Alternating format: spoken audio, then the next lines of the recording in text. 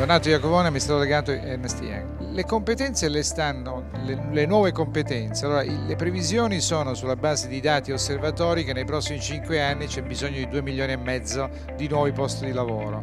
Probabilmente con la quota 100 che verrà introdotto i posti saranno anche più di 2,5 milioni. Il tema è che le competenze di chi esce non sono assolutamente le competenze invece di chi entra nel mondo del lavoro, e noi siamo indietro nel formare queste competenze. Le competenze di cui il mondo ha bisogno sono competenze di conoscenza delle tecnologie nuove, quindi trattamento dei dati, analytics, blockchain, machine learning, Internet of Things, tutte le nuove tecnologie, ma le competenze vere su cui siamo indietro sono usare le tecnologie per cambiare il business o creare nuovo business, creare nuove opportunità di lavoro.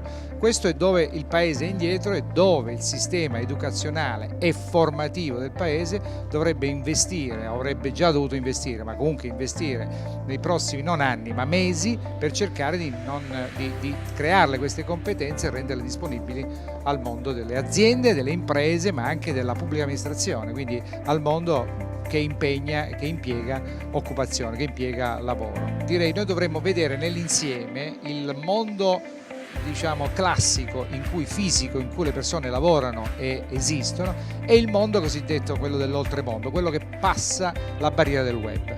Si sta spostando sempre di più il mondo sul web, il lavoro sul web è un lavoro molto più dinamico e quindi vi è la necessità di diventare molto più flessibili, molto più curiosi, ma soprattutto qualunque lavoro uno fa deve continuare a studiare tutta la vita, perché questo rende possibile ovviamente di capire dove il mondo va e quindi di adeguare le proprie competenze ai bisogni del mondo.